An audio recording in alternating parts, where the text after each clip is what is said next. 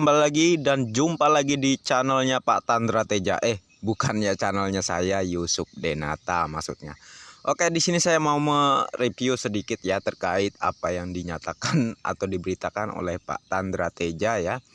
Mungkin beliau ini entah belum lulus KYC atau saldonya belum dimigrasi gitu ya, makanya ngamuk nih.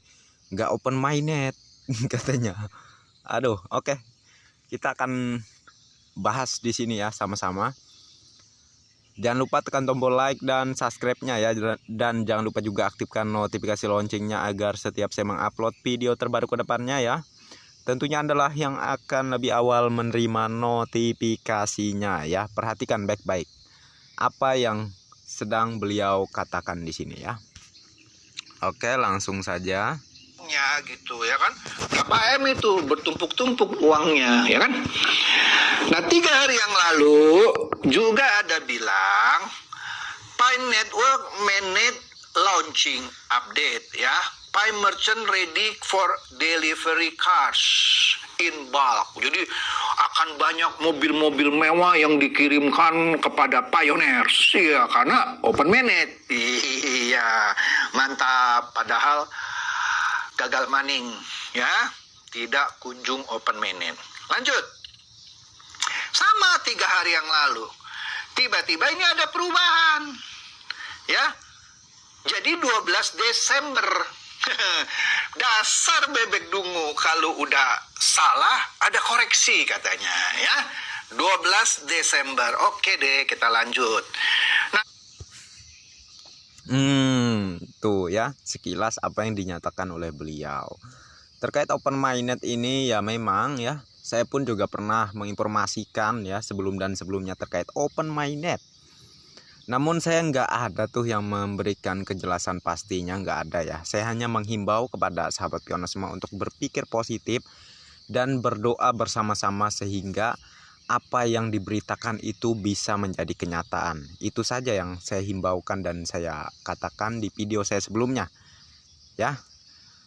Namun Pak Tandra Teja ini seperti orang yang nggak terima gitu, kok nggak open minded gitu ya katanya. Oke, lanjut lagi kita. di sini ada kayak pengumuman resmi. Intinya kalau Anda baca, dia bilang apa? Periode jaringan terbuka atau open mainnet ya.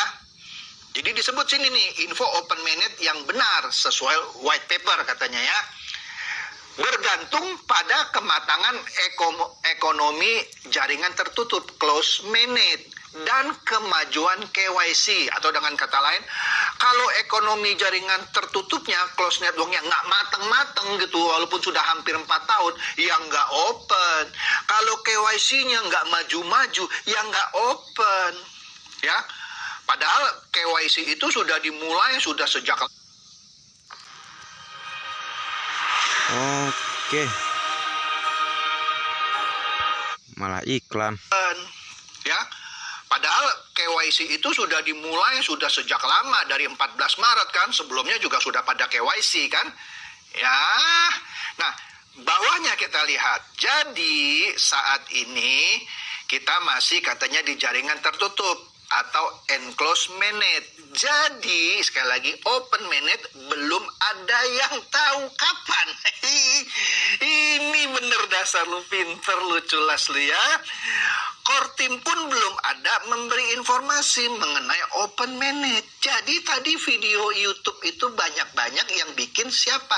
Bebek Culas atau Nicholas. Padahal ada fotonya Nicholas ya. Oke, sekali lagi open mainnet tergantung kematangan proyek. Jadi proyeknya sudah hampir 4 tahun nggak matang-matang gitu. Lucu kan ini ya, kripto ini lucu ya, lucu sekali Picoin ini. Oke, lanjut. Nah 3 hari yang lalu juga ada breaking news dari Nicholas dan Picoin. Oke, udahlah ya. Ya kalian paham lah apa yang selalu beliau lemparkan ke proyek Pi Network, tanggapan dari beliau ini. Oke. Ya memang terkait open mainnet itu belum ada kepastian, namun ada beberapa ya konten kreator yang seakan memastikan bahwa open mainnet itu di tanggal sekian. ya. Itulah yang menjadi permasalahannya sebenarnya. Namun ingat ya, kalau saya menginformasikan terkait open mainnet, saya nggak pernah mengklaim 100% itu akan benar-benar terjadi. Nggak ada ya. Saya hanya menghimbau sebagaimana baiknya berpikir positif lah dan berdoalah. Insya Allah dengan doa kita bersama maka akan sesuai dengan apa yang diberitakan. Itu aja yang sering saya informasikan ya di video saya sebelumnya. Oke. Pak Tandra Teja ya. Ya memang ya, proyek ini perlu kematangan. Oke. Karena proyek ini nggak ingin sembarangan melakukan open mainnet. Kalau misalnya langsung saja dilakukan open mainnet ya, dan pada saat itu proyek nggak benar-benar matang, maka akan terjadi suatu kesalahan sistem atau sebuah kerugian besar gitu ya. Yang dalam artian kerugian besar tidak sesuai dengan apa yang pioneers di seluruh dunia harapkan, terutama dengan nilai Picoin yang memang akan sangat tinggi ke depannya.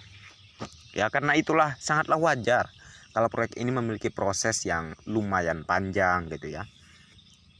Namun kalau kalian paham apa yang sedang diusahakan oleh Pak Dr. Nicholas Kokali sekarang, tentu kalian tidak akan sependapat dengan si Pak Tandra Teja ini ya. Dia titelnya apa? Sedangkan yang membuat proyek Pi Network titelnya apa? Ya, dari situ pun kita bisa memandang. Oke. Dan ada kabar terbaru ya, bahwa Google pun bergabung di proyek Pi Network. Mengapa saya mengatakan hal seperti ini? Nantilah di video selanjutnya akan saya bahas ya. Oke. Melanjutkan dari hal penting yang harus saya beritakan kepada Anda semua, sahabat pioners. Saya tentu di sini mendapatkan sebuah informasi ya, yang mana ini juga diinformasikan oleh Abah Sapuan di videonya yang baru-baru aja di-upload beliau ya. Terkait keterangannya bahwa Dr. Nicholas raksasa domestik sedang meningkatkan penerapan Web 3 mereka ketika tidak punya banyak waktu. Maksudnya kita tidak punya banyak waktu katanya ya. Dr. Nicholas raksasa domestik sedang meningkatkan penerapan Web 3 mereka ya. Jadi inilah salah satu penghambat untuk ke open mainnet ya, masih dalam meningkatkan. Namun kalian tidak usah khawatir karena sangat jelas keterangannya. Ini tidak punya banyak waktu. Intinya memang diusahakan secepatnya. Karena Dr. Nicholas Kokalis dan Bu Dr. Cheng Diovan itu memang mengusahakan untuk secepatnya open mainnet. Mereka paham betul bagaimana keluhan para pioners di seluruh dunia. Mereka lebih paham ketimbang Pak Tandra Teja tadi gitu ya. Entah belum lulus KYC atau koinnya belum dimigrasikan ke open label balance, makanya ngamuk nggak jadi open mainnet gitu ya. Saya juga pernah mengingatkan kepada Anda semua, kalau nggak sabaran dan akhirnya menjadi seperti Pak Tandra Teja gitu ya, udah hapus aja aplikasi Pi Network di handphone Anda, udah kelar ya, nggak usah banyak bacot gitu aja sih, susah amat gitu ya. Dr. Nicholas Kokali sendiri pun pernah mengatakan kalau Anda ingin kaya cepat bukan di proyek Pi Network, keluar dari proyek Pi Network ya, kurang lebih kayak gitu dalam kesimpulan yang saya ambil gitu ya. Dan kalian pun pasti juga menyimpulkan seperti itu ya. Jadi udah jelas ya, ini proyek bukan orang yang dungu gitu ya. Bukan untuk orang yang dungu gitu maksud saya. Yang dungu artian sebuah sistem blockchain ya. Pi Network ini kan seperti yang disebutkan di sini sedang meningkatkan penerapan Web 3 ya. Oke, ini bukan hal yang mudah ya. Kalau kalian yang hobinya cuman ngeluh segala macamnya, coba kalian belajar banyak deh mengenai Pi Network daripada banyak ngeluh ya, nggak ada manfaatnya. Oke, nggak ada manfaatnya sama sekali. Kalau kalian belajar banyak, maka kalian akan paham. Dan tentu kalian juga nggak bakal ngeluh terus akhirnya, karena kalian sudah paham ya. Jadi itu aja sih dari saya. Semoga tercerahkan dan mencerdaskan ya. Salam semangat, salam satu petir sahabat pioners semua ya. Dan oke, untuk video kali ini saya cukupkan sampai di sini dulu, dikarenakan HP saya kepenuhan nih memorinya gara-gara mereview terkait video dari Pak Tandra Teja barusan ya. Tapi saya juga nggak merasa merugi juga. Ini demi menyelamatkan para pioners dari kenyinyiran, dari kemunafikan gitu ya. Maksud saya kemunafikan apa? Ya kebanyakan kaum nyinyir sekarang juga mining di aplikasi Pi Network ya. Mereka seakan menyuruh supaya para pioners yang nggak terlalu paham sistem teknologi blockchain itu ya, mundur dalam mining di aplikasi Pi Network dan menyerahkan koinnya atau menjual koinnya ke mereka gitu ya. Pinter banget kaum nyinyir sekarang ini ya. Ada juga di grup saya ya, saya mau curhat sedikit lah. Ada yang mengatakan ada 4 referral dia itu orang-orangnya itu suka nyinyir semua, tapi pas dicek itu miningnya aktif terus katanya, malah konsisten, nggak klik petir. Jadi saya itu swear ketawa banget, terbahak-bahak saya ketawa, makin ketahuan ya, makin ketahuan kemunafikannya, kelicikannya makin ketahuan. Jadi untuk saya ya, kalau Anda mau menyinyiri, mau bilang bebek dungu segala macam, udahlah, itu mungkin saya serahkan kepada Anda lah ya. Saya bukan orang yang munafik. Kalau saya mining ya saya bilang mining, kalau saya ikut nambang ya saya bilang ikut nambang. Enggak kayak Anda di belakang bilang si A, di depan bilang si B gitu ya, enggak sesuai.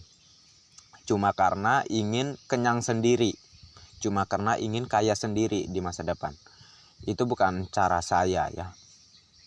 Oke, untuk video kali ini mungkin saya cukupkan sampai di sini dulu, dan terima kasih banyak untuk kalian yang sudah mampir di channel saya. Dan bagi yang belum like dan subscribe, silahkan diklik, dan jangan lupa juga aktifkan notifikasi loncengnya agar setiap saya mengupload video terbaru ke depannya, tentunya Anda lah yang akan lebih awal menerima notifikasinya ya. Dan oke, next time. Assalamualaikum warahmatullahi wabarakatuh. Bye bye.